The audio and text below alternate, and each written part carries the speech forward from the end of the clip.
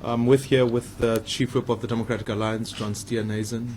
Thank you for all the members of the press for coming to this particular briefing. I think it's without fail that all of us as South Africans need to take a deep reflection about the events that took place last night.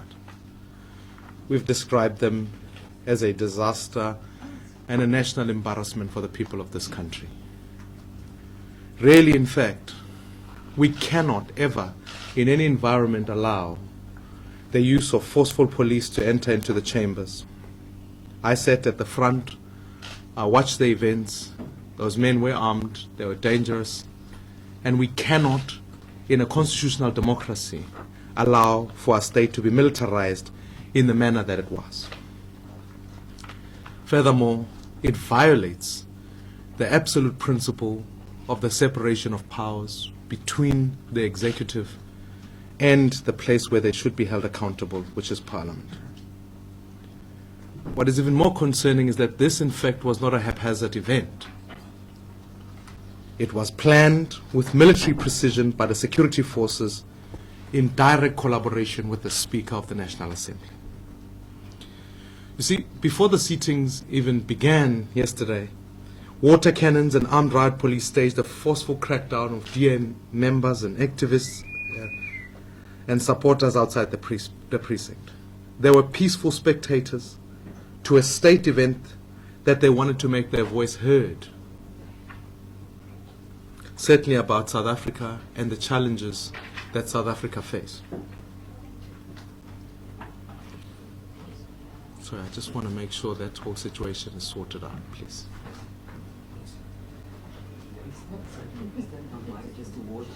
Which one?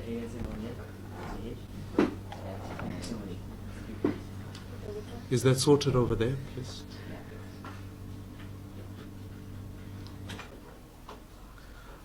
Our view is that, in fact, riot police were instructed from above to remove us from Adderley Street before the President comes. 5 arrests were made in the process, including that of Marius Redlingleys, who is the national spokesperson of the DA. This, in fact, led us to a situation where there was, as you saw yesterday, the scrambling of the signal from the National Assembly. This, ladies and gentlemen, violates all of our freedoms. If the Speaker of the National Assembly is entitled to scramble signal, it means South Africans who are at home have to be dictated to as to what form of media they can consume, and the state then can control that. To me, that is unconstitutional and can never be allowed. It's no doubt that, in fact, as the events from yesterday could have only culminated in one way, and it could have only culminated with armed police entering the chamber. Our challenge with the armed police entering the chamber is the fact that the police don't report to the National Assembly, they report to the executive. They cannot, under the threat of legal force, seize the control of the South African Parliament. In fact, my view is you cannot, if the police are going to be entitled to enter the chamber, then the Minister of Police and the Minister of Defense must chair the session to confirm that it is under executive control. But you can't, in the pretense of the Speaker, then say that the police must be entitled to enter the chamber in the manner that they were. We believe that this was a result of a direct order by the Speaker and the Chairperson of the National Council of Provinces. Is a grave violation of their constitutional obligation.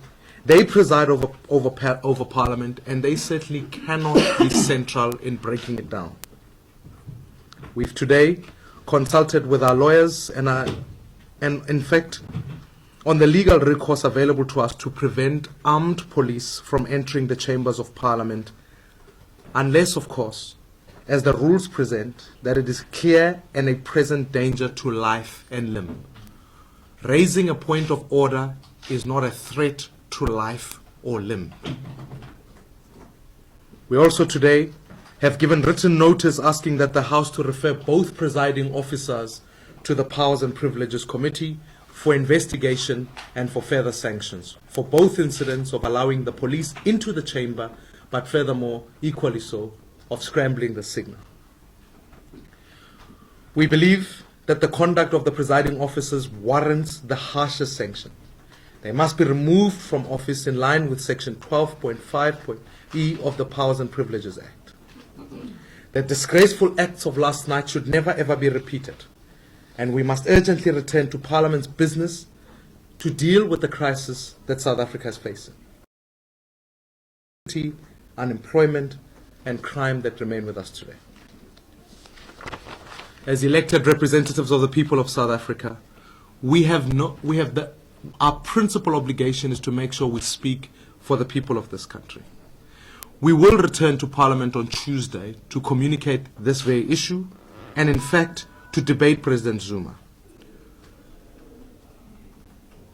President Zuma delivered a criminally weak account of the state of our nation last night.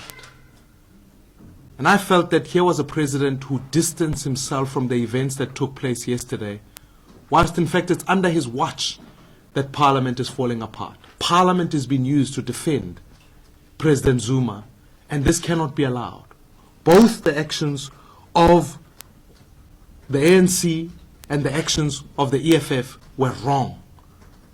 This can certainly not allow for the actions that took place last night to hold South Africa's own future and own needs ransom. It's clear from his address yesterday that Jacob Zuma is no longer fit to be president. We believe he's completely lost touch with South Africa and South Africans. And today is no more than a man trying to stay out of court for his 783 charges of racketeering, corruption, fraud, and many others. We'll certainly, when we meet President Jacob Zuma for a motion of no confidence against him, will lay these challenges before him, because we believe President Zuma is not fit to be the President of the Republic of South Africa, and without, we will work hard to make sure that we'd hope that the motion against him would succeed. So we will be taking strong actions, as I've outlined here, which is to say we want the Speaker to appear before the Powers and Privileges Committee. We've met with our legal representation to ensure that we can find strong and deliberate actions that ensure that the police never enter the chamber again. For if we do that, we have indeed entered into a police state, a military state, that the executive is not accountable to Parliament, but the executive can dictate to the people of this country what needs to happen. This is a beginning of a very, very devastating trend if it's allowed to proceed. So, ladies and gentlemen, with those remarks, I want to hand over to the Chief Whip, and we'll then be able to take questions. Just go straight to questions. Okay, I'll take some questions then.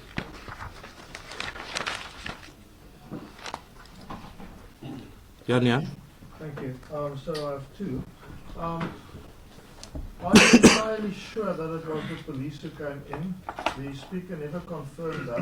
What do you base it on? And secondly, you are saying both the ANC and the EFF did wrong yesterday.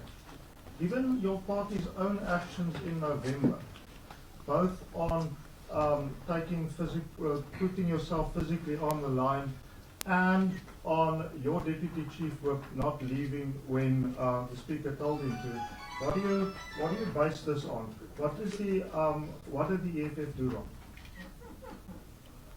Let me respond to that question immediately. Firstly, you would be aware of the fact that we have been reliably informed that public order policing have been deployed to come down to Cape Town in preparation for State of the Nation address. The Chief Whip, John Steenhuisen, had witnessed a rehearsal that has been taking place over the last 2 evenings before that to ensure that there's a military-styled precision to remove members from the House. The members who walked in were armed, and part of the key provisions that say the parliamentary security cannot be armed if they enter the chamber. Those men were armed. In fact, as the commotion was taking place late last night, we went upstairs. I saw the entire VOC office that they'd set up. I saw all those men who were dressed in black and white, and their preparation before that was an entire hall full of police officers. So we are of the view that it was the use of the SAPs in taking place. Now, in this instance, the Speaker of the National Assembly, is that the crisis that we face in the load shedding? Electricity jamming. The Speaker of the National Assembly is a member of the ANC. The Speaker of the National Assembly acted in the interests of the ANC. She allowed her executive, she didn't defend the Constitution, she allowed her executive to act in a manner that they sought to find ways to be able to undermine the Constitution yesterday. She protected President Zuma. She, in fact, and without fail, look, I think that the actions of the EFF were wrong in that, look, if you raise a point of order, there's nothing that's within the rules, that's within the process. You're entitled to do that. But then if the ruling concludes that your point of order is inappropriate, in my view, parliamentary action says that you need to accept that ruling and you need to be able to, if you are asked to leave the chamber, to be able to do that yourself. I have asked that the events of November the 12th be investigated as a separate matter. Don't want to conflate them with what happened with the State of the Nation address yesterday. Simply because what took place on November the 12th, you can recall, was when the Speaker of the National Assembly departed from the programming committee of that morning, when a program was set out to say Parliament will operate in this manner. She took a decision to change the rules on that day and then proceeded unilaterally, equally so without following due process, calling in the police into the chamber. So there's a trend behind Speaker Mbete that she seems to want to act on her own, as they sought to do yesterday, to say we did not know about the jamming device. How can something as violating as that be allowed to continue, that she simply says, I did not know about it? And then when we asked her about it and we challenged the fact that there's a device upstairs that's blocking signal, she acted in denial. To me, I think that's grave misleading of the House. And that's why I'm insisting that she must come to the Powers and Privileges Committee. So I think the actions of both were wrong yesterday, and therefore that's why I'm asking that it must be investigated further and the Powers and Privileges Act must take its full course against her as well. I just want to make another point as well, and contrasting the two situations, which is very important. On the 12th last year, the Speaker herself violated the rules of Parliament. She attempted to frame a rule outside of her ability, and to then subvert an agreed item on the programming committee. And I think that when the Speaker herself violates the rules of Parliament, it becomes very, very problematic for her to then enforce them. What we saw last night was the Speaker acting within, in terms of her ruling, acting within the bounds of the rules. And so, what we should not have ever in Parliament is a situation where violence is perpetuated by whatever party it is. And so I believe that the events of last year are being investigated. There is a Powers and Privileges investigation. I think what we're asking for is that in the balance of fairness and non-partisanship, that these events need to also be submitted to the Powers and Privileges Committee to ensure that there is a proper investigation. And if there is wrongdoing found by the committee on the Speaker and the Chairperson's behalf, that they then too face the sanctions. It's not good enough for them to hold members of Parliament to a standard that they themselves are not prepared to keep to. Mr. Maimane, you have then said. Sorry, there was. I'll get to you, Ben. Now, the lady next to Yan, she had a hand up. Sorry.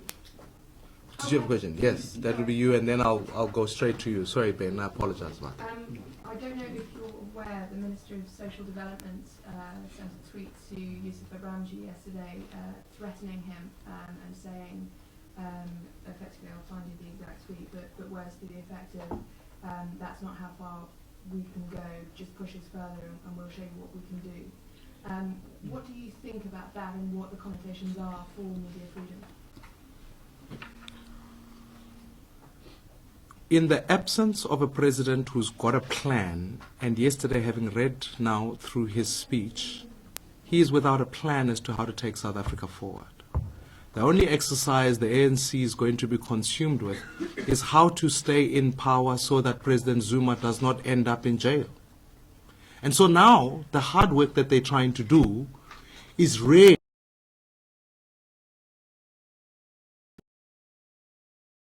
to do that. You have to break the Constitution.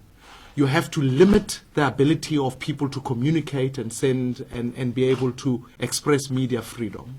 We are seeing these trends.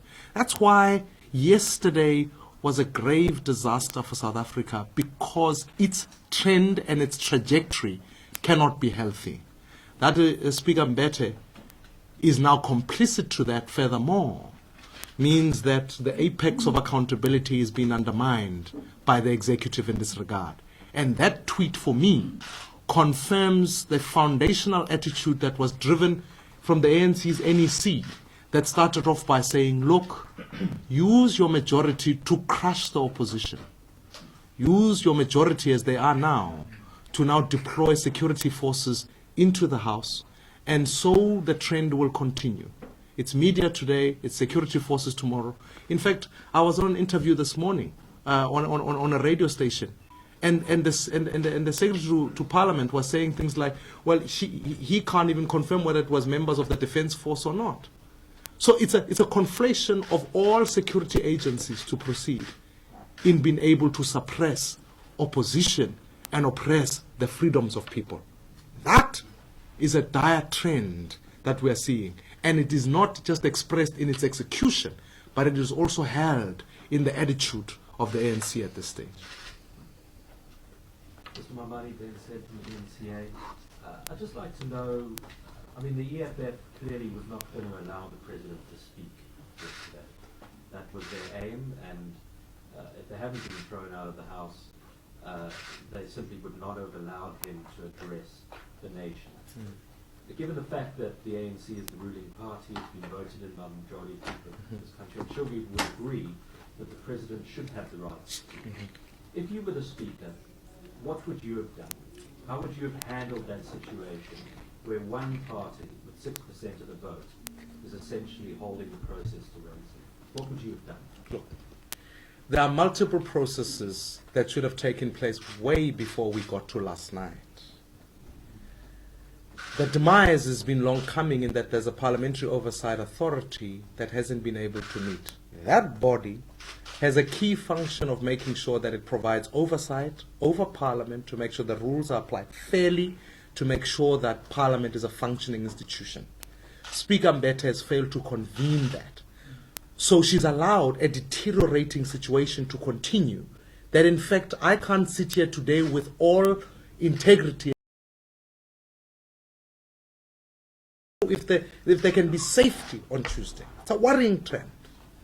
The second issue is that Parliament has its own allocation of its own security.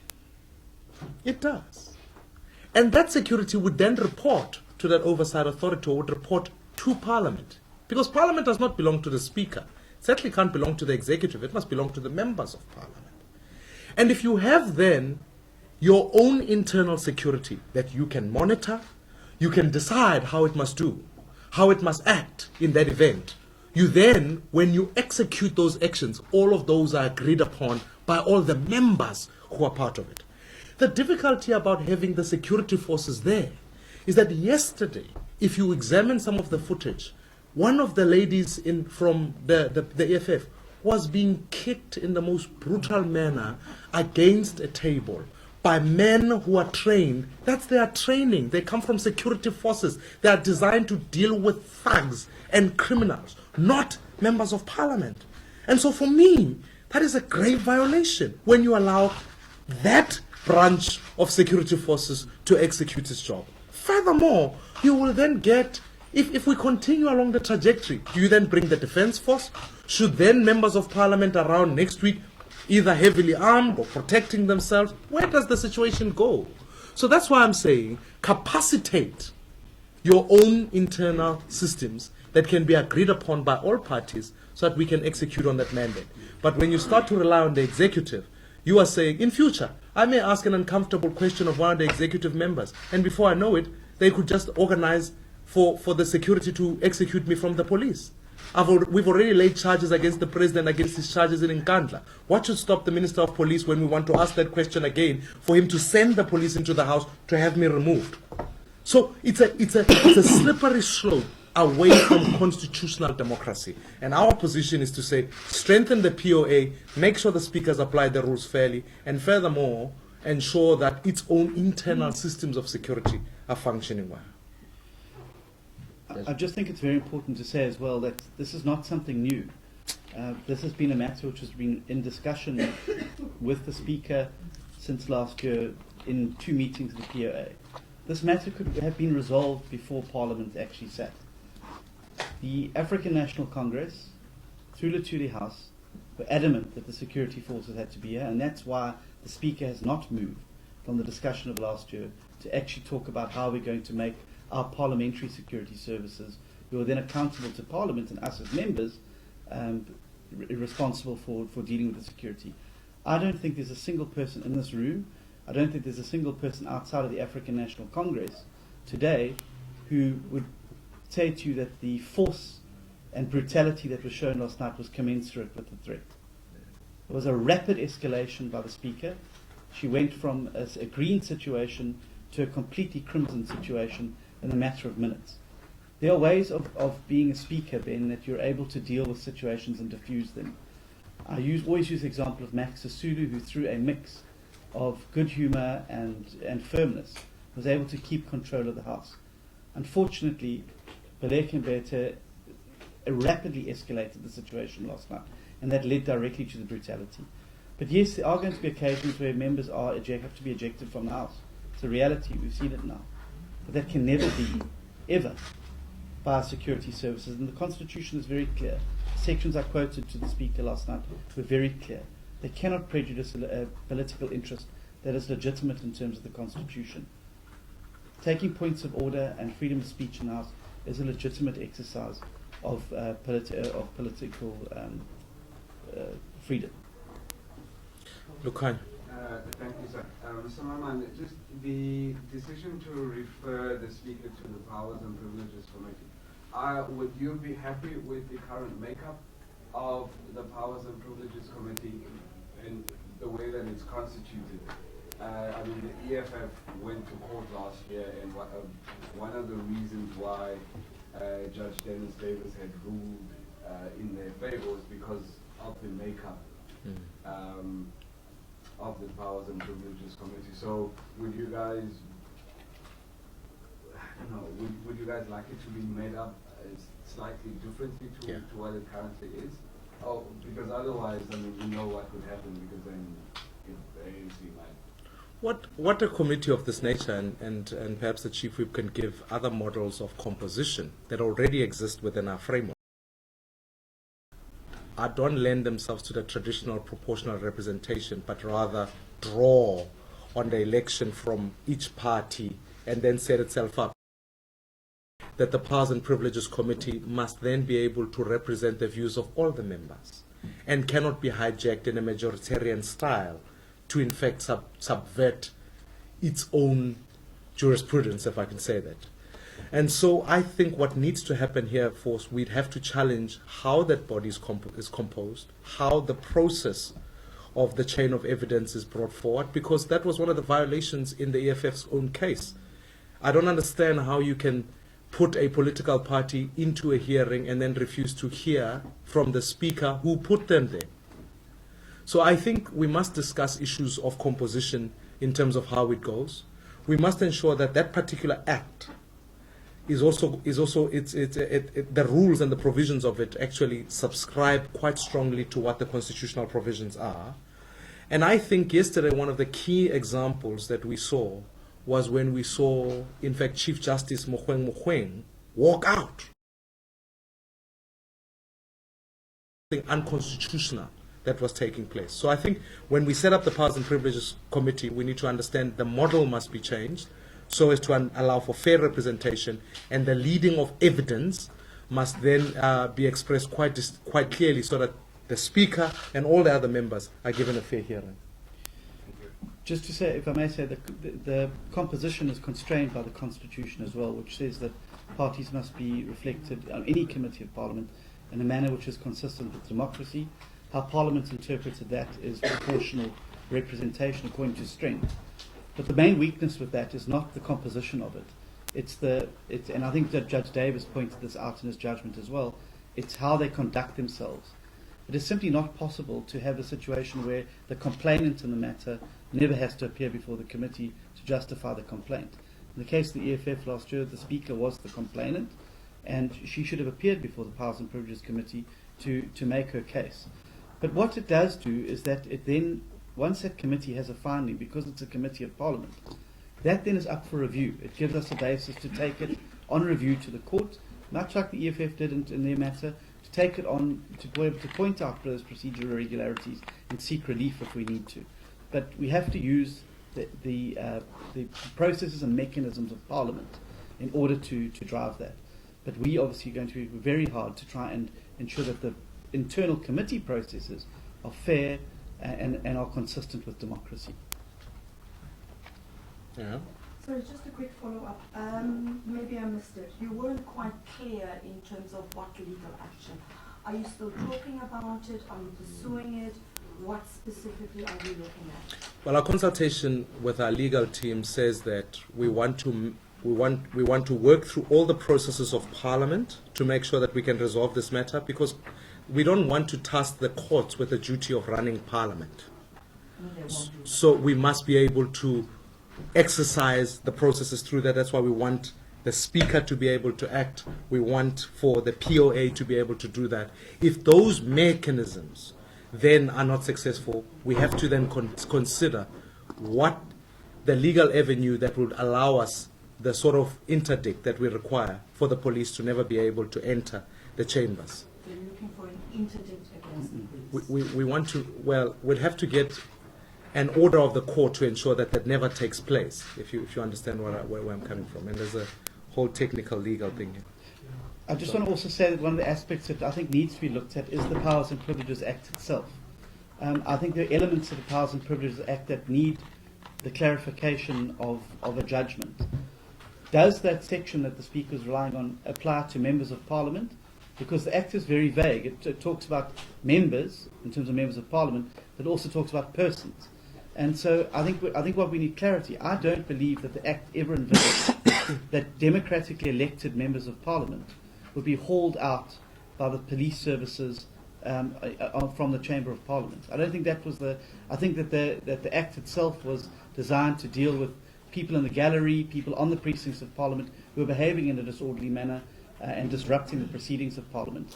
I don't think it ever wanted to inhibit members of Parliament from fulfilling their democratic duty to represent their voters in the House and using their freedom of speech to do so.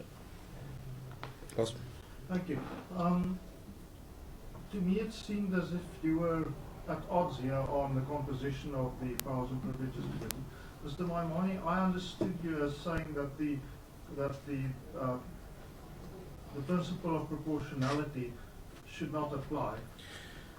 Did I misunderstand you? No, I'm very clear about the fact that the rules of Parliament and the execution thereof, the Chief Whip needs to be able to follow. I think we need to be able to review how we look at that particular issue, because I think if you apply the same process, you end up in a majoritarian culture. But your difficulty is, if that should remain, then I support what the Chief Whip is saying, absolutely, that the members who serve on that committee must do their job properly, fairly, and be monitored in this regard. Okay, ladies and gentlemen, I don't know if there are any other questions. I can't see anybody. Yes, I have a question.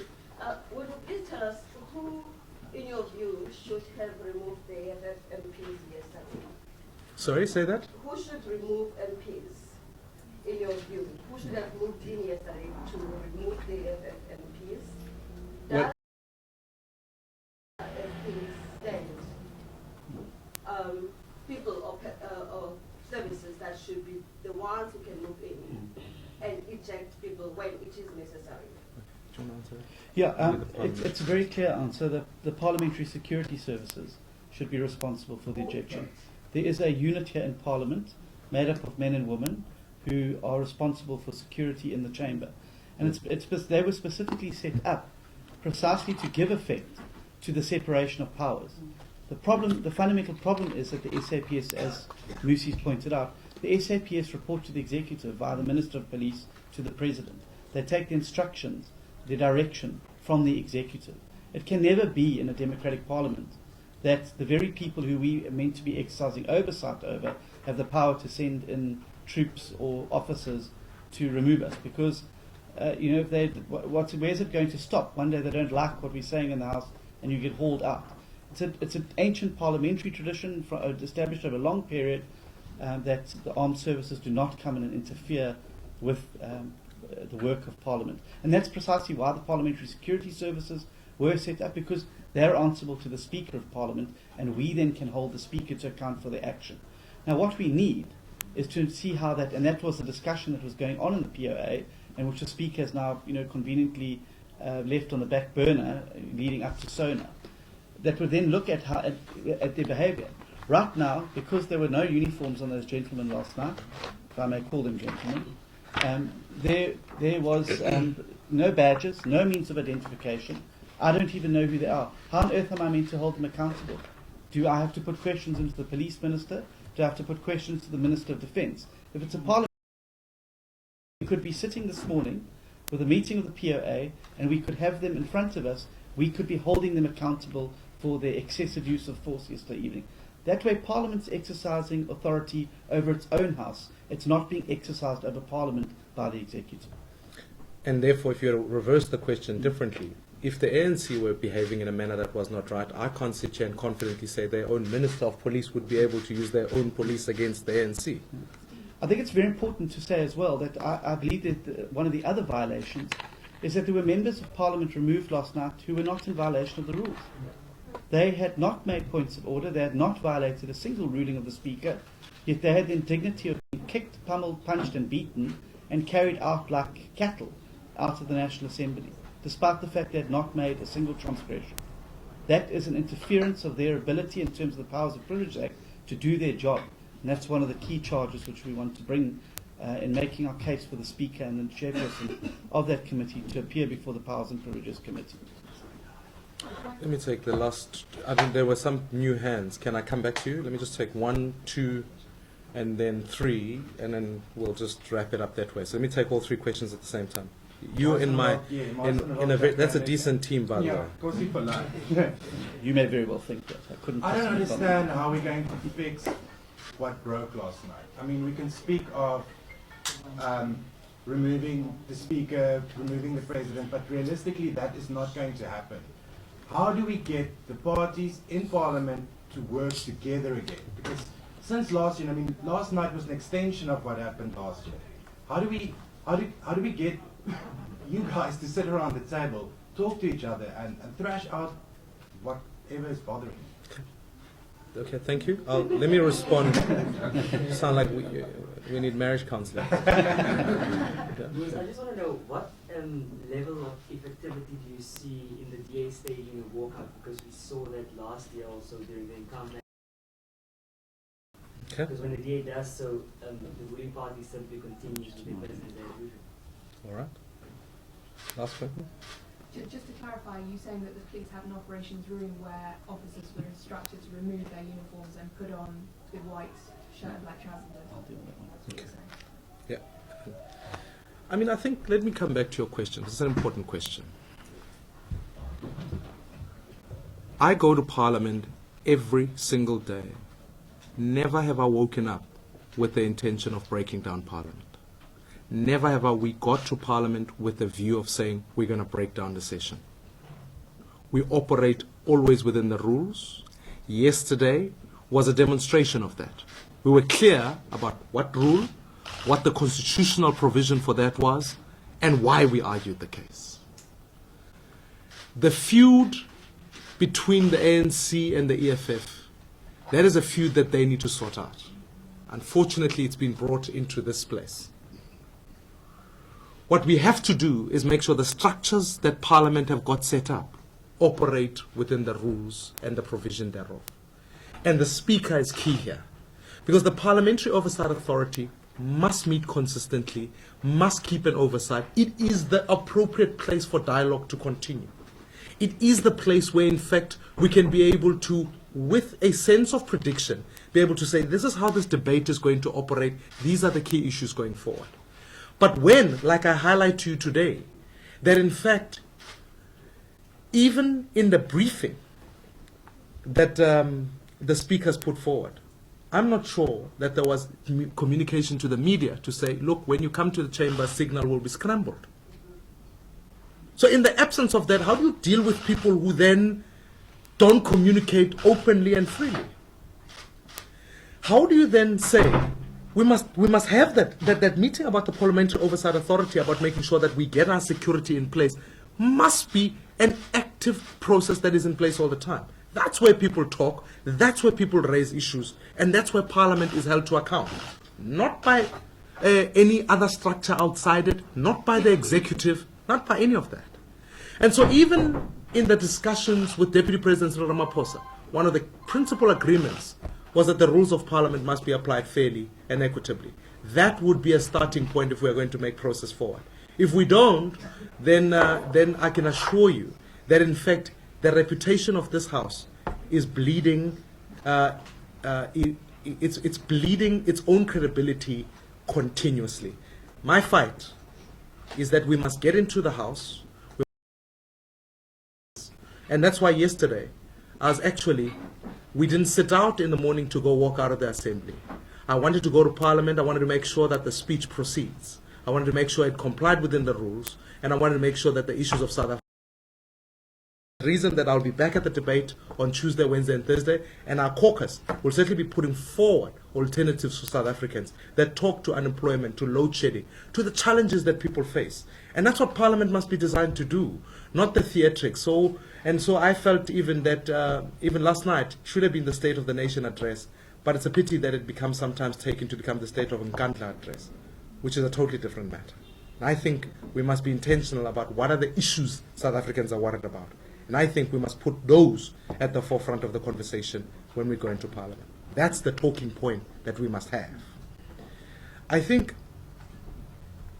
you asked me a question about the efficacy of a walkout. Look, as I've said to you before, I didn't go into Parliament yesterday with the intention of walking out. But I also didn't go into Parliament yesterday with the intention of having signal being cut out.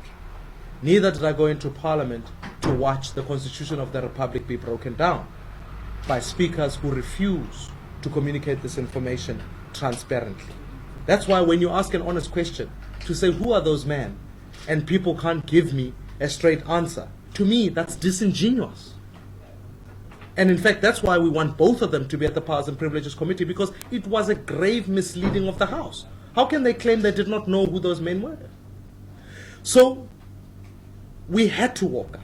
We couldn't, in good conscience, sit and watch our Constitution being broken. That would be against our conscience. It would be an indictment against what we stand for as the rule of law and the people of this country. So I couldn't. You asked me what it achieved. Ultimately, here we are. We must open the conversation about how we get a Parliament that is working. And we must be able to ensure that the ultimate sanction against Parliament is obviously when we walk out of it. But we don't walk out so we can stay out. We walk out so that we can find means that we can be able to say, how do we strengthen the institution and work forward with it? So make no mistake, I have no intention of making that. I want that Parliament to work. That's what I'm here for. That's why we come here. And that's the work that we must do. If we fail at that work, we fail South Africa. A broken Parliament will break South Africa. Make no mistake about that. John. I just think it's very important that it's just simply not possible for us to legitimize a trampling of the Constitution. Any of you who watch Carte Blanche and interview the Speaker and who comment about the application of the Constitution should give you an indication about how she believes the Constitution should be applied, and that you can pick and choose from it. That is not acceptable. Last night we saw a classic example of the Constitution and the hard-won freedoms that were fought for in it being trampled upon.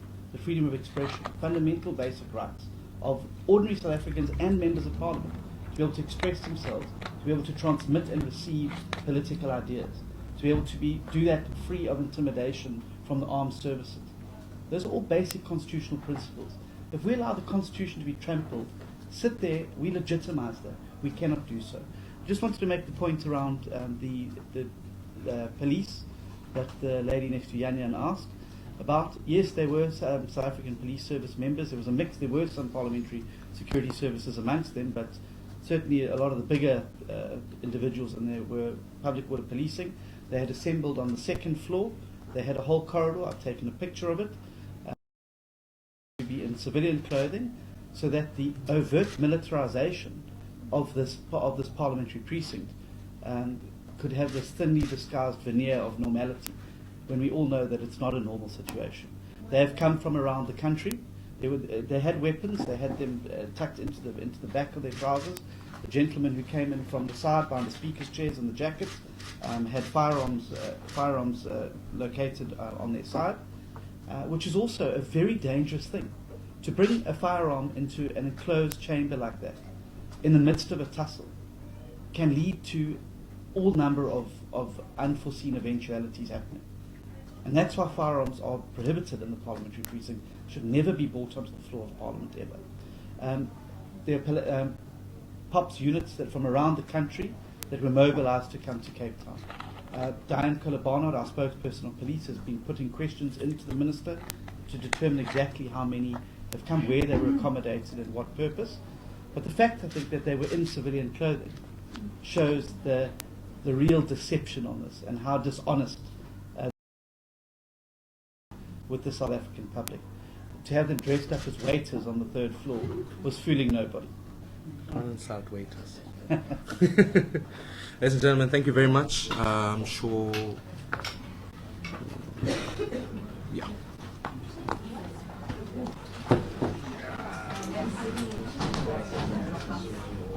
I think they have a copy of your speech. Oh, the statement? Yeah. You'll be able to get it.